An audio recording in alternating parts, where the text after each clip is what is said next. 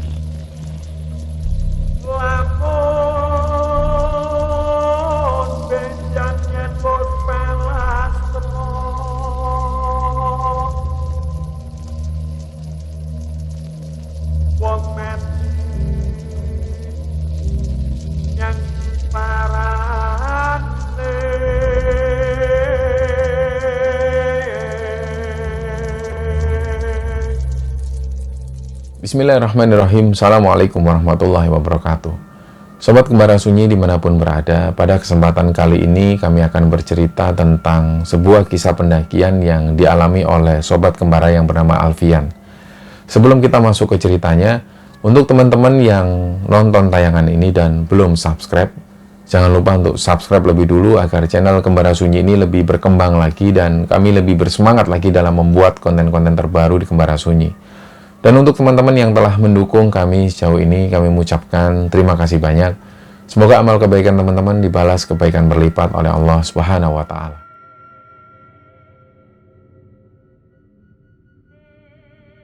Ya, sebelum kita masuk ke ceritanya teman-teman, kami ingin menyampaikan lebih dulu, karena ini cerita tentang pendakian gunung. Jadi masih ada beberapa mitos-mitos yang dipercaya oleh teman-teman pendaki, terutama beberapa diantaranya itu tentang pendakian ganjil. Nah, bagi kami sendiri tentu itu nggak kami ambil pusing. Jadi kami pernah juga mendaki dengan posisi ganjil 3 orang maupun 5 orang. Selama di sana alhamdulillah nggak pernah mengalami kejadian-kejadian yang aneh. Tapi perlu diingat bahwa setiap kali mendaki gunung, jangan lupa adab-adab ini dikedepankan, dan terutama doa itu harus diutamakan lebih awal. Dan ketika ada di gunung, selalu buanglah sampah atau bawa sampah ini turun kembali. Jadi masih ada beberapa teman-teman pendaki itu yang lebih percaya bahwa mendaki dengan posisi ganjil atau dengan jumlah ganjil itu lebih berbahaya. Padahal yang lebih berbahaya adalah ketika kita tidak mempunyai kesiapan yang lebih ketika mau mendaki. Begitupun juga tentang perlengkapan dan juga doa yang lebih utama. Maupun juga tentang adanya berita-berita atau mitos tentang perempuan yang tidak boleh naik gunung ketika mens atau haid. Itu pun juga pernah kami lakukan dan sering juga kami lakukan. Bahkan beberapa rombongan pendaki yang ikut bersama kami itu juga diantaranya mengalami haid. Tapi di tengah jalan alhamdulillah nggak pernah ada kejadian apapun. Jadi kembali lagi, hal-hal seperti ini kembali ke diri kita masing-masing. Kadangkala prasangka-prasangka kita inilah yang membuat akhirnya kita mengalami berbagai macam kendala ketika di gunung. Nah, karena cerita ini bercerita tentang pendakian dan hubungannya dengan pendakian ganjil. Jadi cerita ini dikirim oleh Sobat Kembara yang namanya Alfian. Alfian ini cerita dia mengalami satu kejadian yang aneh pada saat mereka akan melakukan pendakian dengan jumlah ganjil. Nah, Alfian ini aslinya dari Ngawi, Jawa Timur. Kita tahu bahwa Ngawi ini letaknya ada di lereng Gunung Lawu. Jadi pada waktu itu Alfian sendiri ini sudah sering kali mendaki ke Lawu, bahkan hampir 4 kali berturut-turut mendaki ke Gunung Lawu, tapi hanya satu jalur yang belum pernah dicoba oleh si Alfian, yaitu jalur Candi Ceto. Jadi di bulan Juli 2022, tanggal 30 itu bertepatan dengan 1 Muharram atau 1 Suro dalam penanggalan Jawa. Rencananya Alfian dan teman-teman ini mau mendaki ke Gunung Lawu via Candi Ceto tepat di malam 1 Suro. Karena sebelum-sebelumnya ketika mereka mendaki di malam 1 Suro itu, di Lawu ini selalu rame. Nah, mereka berasumsi bahwa pendakian di jalur Ceto ini juga rame seperti yang ada di jalur Cemoro Sewu pada saat malam 1 Suro. Mereka nggak tahu menau tentang itu. Jadi mulailah direncanakan. Seminggu sebelum keberangkatan itu mereka mulai menyewa tenda, mulai menyewa beberapa kompor dan juga alat-alat masak. Dan total peserta adalah 7 orang. Pada waktu itu mereka sadar bahwa mitos-mitos yang ada di Gunung Lawu ini salah satunya adalah melarang para pendaki untuk naik dengan jumlah ganjil. Nah, pada waktu itu mereka sempat berpikiran untuk cari 1 orang lagi supaya genap. Tapi ternyata 3 hari menjelang hari H ada kabar bahwa 2 orang temannya ini nggak jadi ikut. Jadi total hanya 5 orang yang ikut. Nah, ketika 2 orang temannya ini nggak ikut, akhirnya totalnya jadi 5 orang. Lah Alfian dan juga teman-teman ini berpikir, ini sama aja berarti kita tetap ganjil naiknya. Tapi ya sudahlah, yang penting kita berangkat. Jadi mereka ini rencana akan berangkat di tanggal 29 Juli 2022, tepat di malam 1 Suro. Nah, setelah menyiapkan segala sesuatu, akhirnya mereka pun pulang kembali ke rumah sambil koordinasi lewat chat WA. Malam itu Alfian ini tidur. Ternyata dalam tidurnya ini, dia mimpi, dan mimpinya itu seolah nyata. Tiba-tiba Alfian ini ada di puncak Gunung Lawu. Dia sudah ada di Tugu yang ada di puncak Lawu itu, puncak Argodumila. Dia ada di sana. Di satu sisi dia seneng.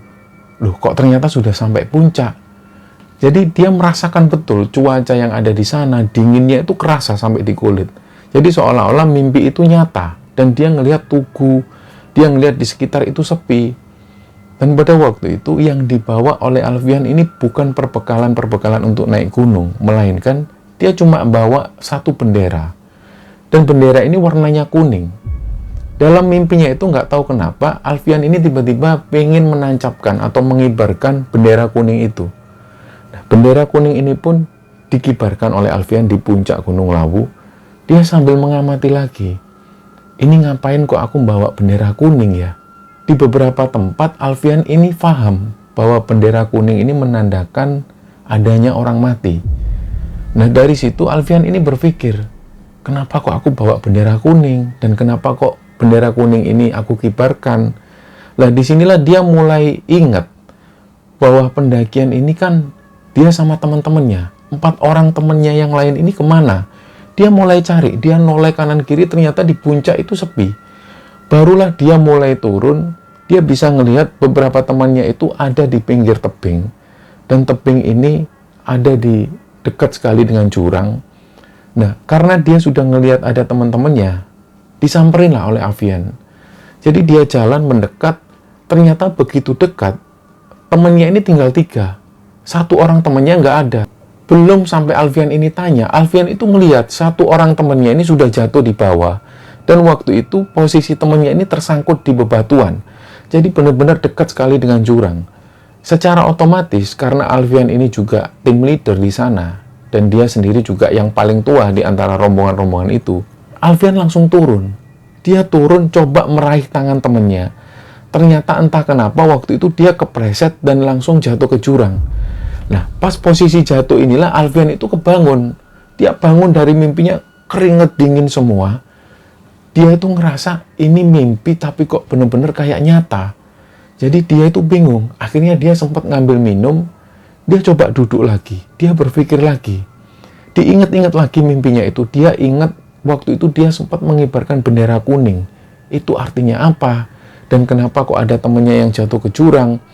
Jadi Alfian ini sempat berpikir, jangan-jangan pendakian kali ini nanti ada bahaya.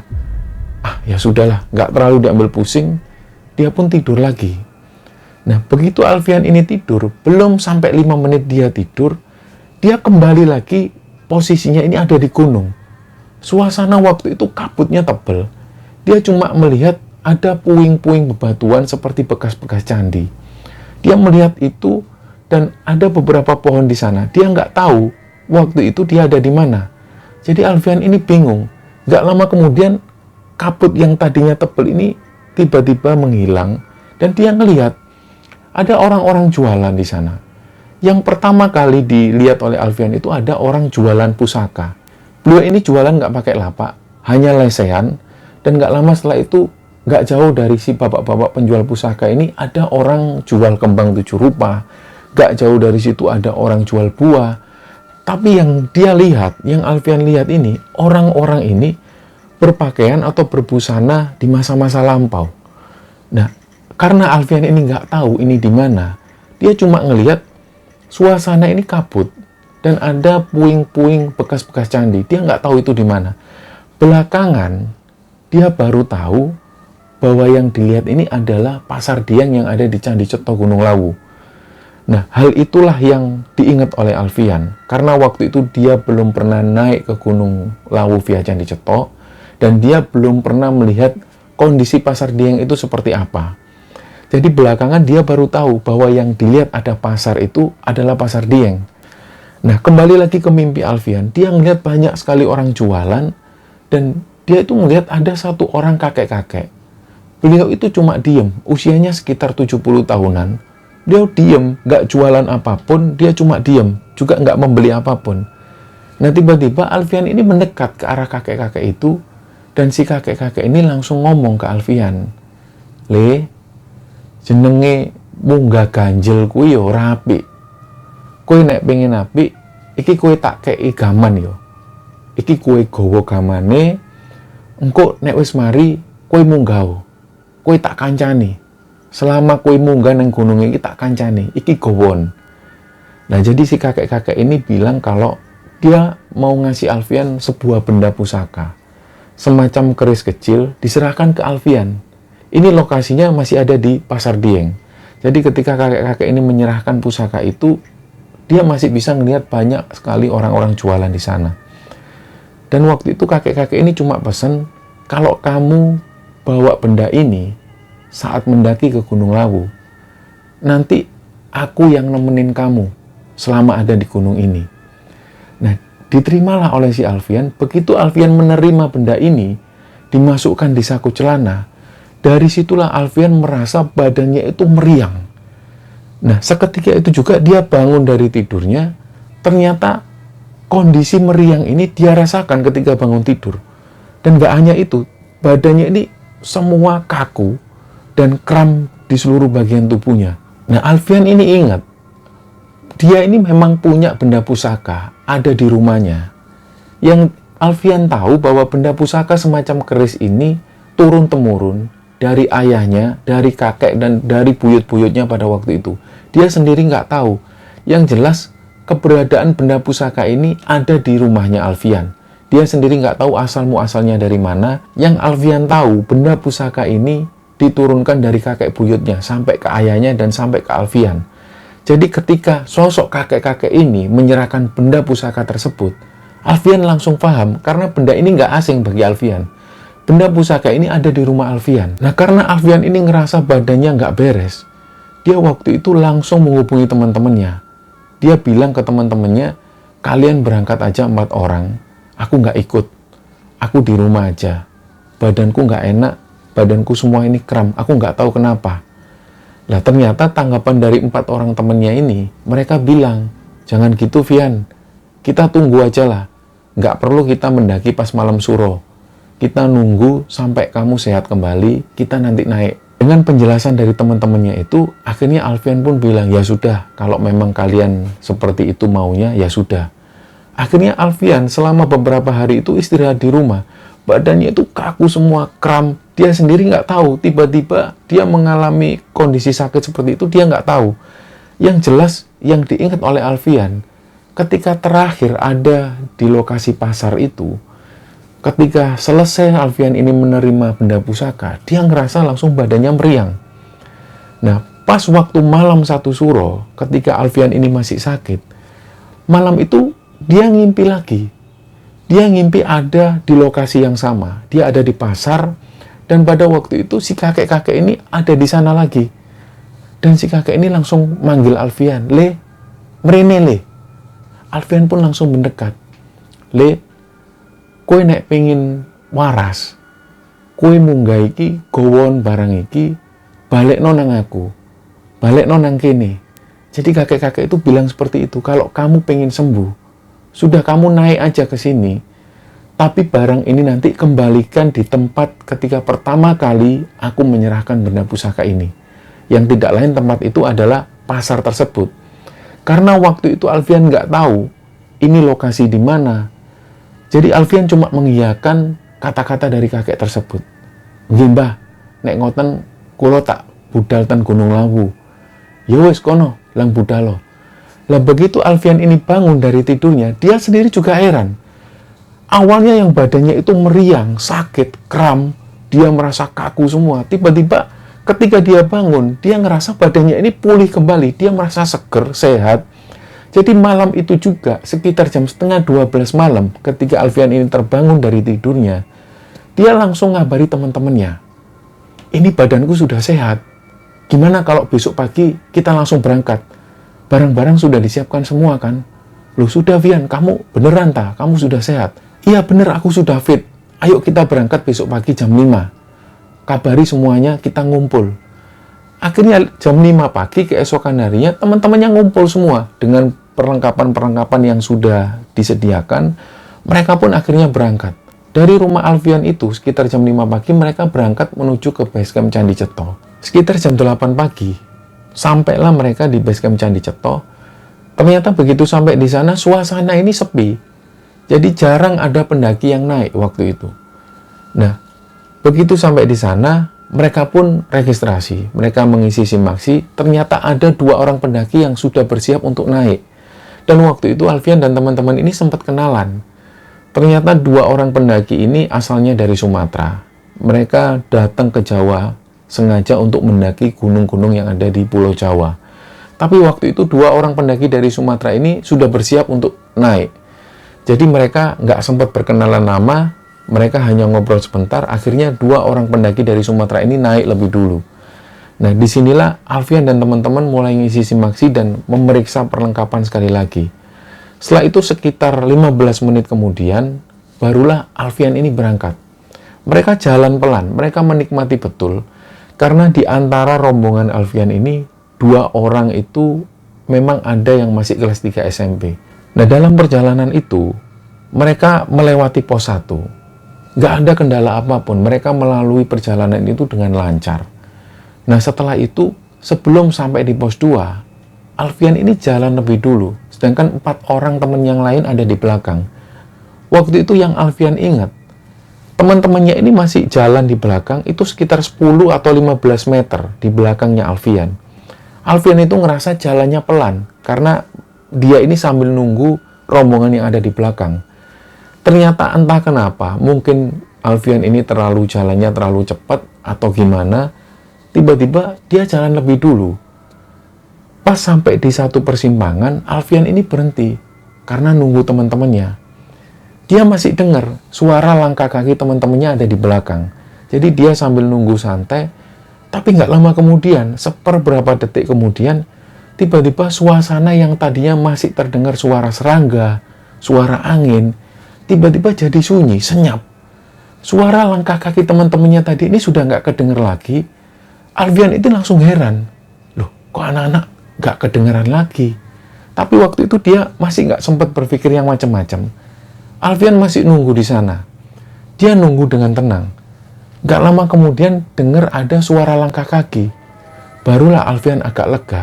Ternyata di sebuah tikungan itu muncul 1 orang perempuan.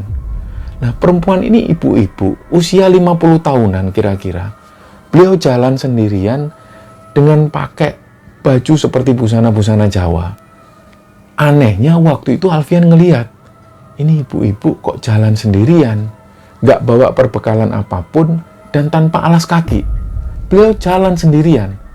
Nah, disinilah Alfian langsung inisiatif bertanya, loh, kok sendirian, Bu? Lah temennya kemana? Kok nggak ada temennya? Ibu-ibu ini jalan, tapi dia sama sekali nggak menatap ke arah Alfian. Jadi beliau langsung lewat. Nah, Alfian berpikir, mungkin ibu-ibu ini mau melakukan ritual suruhan atau gimana. Jadi waktu itu dia masih berpikir positif. Gak lama setelah itu si ibu-ibu ini pun jalan. Sampai kemudian dia ini nggak terlihat lagi. Barulah nggak lama setelah itu terdengar langkah kaki dari teman-temannya Alfian. Mereka pun datang. Setelah itu karena Alfian ini nggak mau keempat temannya itu takut, dia nggak mau cerita apapun tentang perempuan yang baru dilihat oleh Alfian. Alfian tetap diam. Akhirnya mereka pun melanjutkan perjalanan. Setelah melewati pos 2, mereka nggak langsung istirahat. Mereka melanjutkan perjalanan langsung menuju ke pos 3. Karena di pos 3 ini ada mata air, jadi disinilah mereka berhenti agak lama. Mereka masak-masak dan lain sebagainya, istirahat. Sampai kemudian sekitar jam 2 siang, mereka melanjutkan lagi perjalanan. Nah, sesampainya di pos 4, mereka tanpa istirahat karena tujuan mereka akan mendirikan tenda di pos 5. Jadi mereka melanjutkan perjalanan. Ternyata belum sampai di pos 5, hari ini sudah mulai gelap. Jadi waktu itu mereka langsung menyalakan lampunya masing-masing, mereka menyalakan headlamp. Sesampainya di bulak peperangan, suasana sudah benar-benar gelap. Waktu itu sekitar jam 6:30 atau jam 7 malam. Dan waktu itu Alfian dan teman-teman ngelihat 2 orang pendaki dari Sumatera itu sudah mendirikan tenda di sana. Akhirnya mereka mendekat.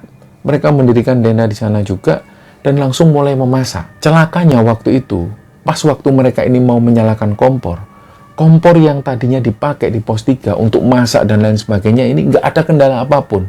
Tapi begitu sampai di pos 5, ternyata kompor mereka ini nggak bisa dipakai. Bahkan gas yang mereka pasang itu tiba-tiba bocor. Jadi benar-benar mereka sudah kebingungan dan secara terpaksa mereka harus membangunkan 2 orang pendaki dari Sumatera. Mereka minta maaf sebelumnya, mereka bilang bahwa kompor mereka ini mengalami kendala. Jadi akhirnya 2 orang pendaki ini meminjamkan kompornya, barulah Alfian dan teman-teman baru bisa mulai memasak. Jadi di tengah kegelapan malam yang ada di bulak peperangan itu, mereka mulai masak. Dan sampai malam hari, gak ada keganjilan apapun. Tapi waktu itu, Alfian ini ngelihat sosok ibu-ibu yang dilihat tadi, yang pakai busana Jawa itu, sendirian dia berdiri, ngelihat ke arah Alfian dan teman-teman. Begitu Alfian ini noleh ke teman-teman yang lain, teman-temannya itu seolah nggak melihat ada kehadiran sosok perempuan ini. Disitulah Alfian itu berpikir, ini masa iya aku yang ngelihat sendirian? Tapi di satu sisi Alfian nggak berani ngomong ke teman-temannya, karena dia nggak mau teman-temannya takut. Iya, kalau teman-temannya ini benar-benar ngelihat sosok perempuan ini. Kalau ternyata mereka nggak lihat, akhirnya yang terjadi teman-temannya jadi takut. Jadi Alfian itu tetap memendam perasaan itu. Dia tetap nggak mau ngomong ke teman-temannya. Diperhatikan sekali lagi, ibu-ibu ini yang pakai baju Jawa itu tetap berdiri di sana sambil memandang ke arah Alfian dan teman-teman. Jadi Alfian itu karena merasa kikuk diperhatikan oleh sosok perempuan ini, dia pun langsung membereskan kompor dan lain-lain. Dia ngajak teman-temannya masuk untuk tidur. Nah, pada waktu tidur itulah, dia itu seperti mendengar ada suara perempuan yang nangis. Tapi waktu itu karena Alfian ini tetap berpikir positif, dia ingat karena waktu itu ada sosok perempuan ibu-ibu ini, dia coba mengabaikan. Gak lama kemudian, suara perempuan nangis ini tiba-tiba menghilang dengan sendirinya. Nah, pagi itu sekitar jam 5 pagi, mereka langsung bangun dan berkemas-kemas. Rencana mereka akan langsung melanjutkan menuju ke puncak. Nah, ternyata waktu itu dia sempat membangunkan 2 orang pendaki dari Sumatera. Dibangunkan, ternyata mereka sudah naik lebih dulu. Langsunglah mereka packing, tenda dikemasi, dan semua peralatan ini dimasukkan dalam tas. Mereka langsung melanjutkan perjalanan. Dalam perjalanan itu, ketika sampai di Kupak Menjangan, di daerah Pinus-Pinus itu, mereka ketemu dengan 2 orang pendaki dari Sumatera. Jadi ternyata pendaki dari Sumatera itu sudah ke puncak lebih dulu, dan waktu itu mereka langsung melanjutkan turun karena mereka mau naik ke gunung yang lainnya. Nah, dari situlah mereka berpisah. Alfian pun melanjutkan jalan dengan teman-temannya. Dan waktu itu mereka memasuki suatu daerah yang kabutnya ini tebal. Nah, Alfian itu mulai deg-degan. Karena waktu itu tiba-tiba Alfian ini ngelihat, ini kok seperti pernah dilihat oleh Alfian. Di mana? Barulah Alfian ingat bahwa bangunan-bangunan seperti candi-candi yang reruntuhan itu, dia pernah lihat bangunan ini di mimpinya. Dan disinilah Alfian itu ketemu dengan sosok kakek-kakek, dan kakek-kakek ini menyerahkan benda keris itu. Jadi Alfian langsung ingat, di tempat inilah nanti Alfian akan mengembalikan benda pusaka tersebut. Begitu mereka sampai di puncak, setelah itu mereka foto-foto sebentar, mereka langsung melanjutkan turun ke warungnya Mbok Yem. Malam itu rencananya mereka akan tidur di warungnya Mbok Yem. Mereka nggak lagi mendirikan tenda. Keesokan paginya barulah mereka melanjutkan turun. Begitu selesai mereka tidur di warung Mbok Yem, setelah sarapan di warung Mbok Yem, mereka pun turun. Pada saat turun, ketika melewati Pasar Dieng, Alfian bilang ke 4 orang temannya, "Kalian jalan lebih dulu, aku mau di sini sebentar." Jadi teman-temannya disuruh jalan lebih dulu. Dan waktu itu Alfian ini duduk. Dia keluarkanlah benda keris ini, benda pusaka itu dikeluarkan, dia letakkan di sela-sela batu. Karena dia ingat pesan kakek-kakek waktu itu. Diletakkanlah di sela-sela batu. Begitu Alfian ini meletakkan benda pusaka itu, dia ngelihat ada sosok perempuan ini. Sosok perempuan yang dilihat Alfian berulang kali, ini muncul lagi. Beliau itu duduk dengan santainya sambil memperhatikan Alfian, tapi dengan tatapan senyum ke Alfian. Jadi waktu itu Alfian juga melemparkan senyum ke perempuan ini. Nggak lama setelah itu Alfian ini sambil nunggu. Seolah-olah ada dorongan bagi Alfian untuk menunggu di tempat tersebut. Jadi dia cuma diam. Nggak lama setelah itu kabut ini pun muncul. Perempuan ini yang tadinya duduk, beliau berdiri dan langsung melambaikan tangan ke Alfian. Seolah-olah perempuan ini mengucapkan terima kasih. Baru setelah itu Alfian ini berdiri. Dan sebelum Alfian berdiri, dia ngelihat benda pusaka yang dia letakkan di sela-sela batu itu tiba-tiba sudah nggak ada lagi. Jadi akhirnya Alfian ini memastikan lagi, dicari lagi, ternyata benda pusaka ini memang benar-benar nggak ada. Dari situlah Alfian ini berpikir, mungkin benda pusaka ini sudah diambil oleh pemiliknya, yaitu kakek-kakek tersebut. Dan entah kenapa sosok perempuan tadi yang melemparkan senyum ke Alfian dan sudah melambaikan tangan, sosok perempuan ini sudah nggak terlihat lagi. Nah setelah itu Alfian pun langsung menuju ke teman-temannya. Dia ikuti langkah teman-temannya dan sampai kemudian singkat cerita mereka kembali ke base camp dengan selamat dan nggak ada satu kendala apapun. Dari situlah Alfian ini mengambil kesimpulan, bisa jadi benda ini didapatkan dari Gunung Lawu dan bisa jadi benda ini berasal dari Pasar Dieng tersebut. Maka dari itulah ketika Alfian ini bermimpi ketemu dengan sosok kakek-kakek ini, benda pusaka ini disuruh mengembalikan ke tempat semula. Alfian sendiri nggak tahu menahu sejarah tentang benda pusaka ini, karena ayahnya sendiri juga nggak pernah menjelaskan. Ayahnya sendiri juga mendapatkan benda pusaka ini dari kakek buyutnya. Nah, cerita inilah yang dibagikan oleh Alfian kepada Kembara Sunyi. Cerita ini semoga bisa diambil hikmah dan bisa diambil kesimpulan oleh teman-teman semua. Mohon maaf kalau ada salah-salah kata. Wassalamualaikum warahmatullahi wabarakatuh.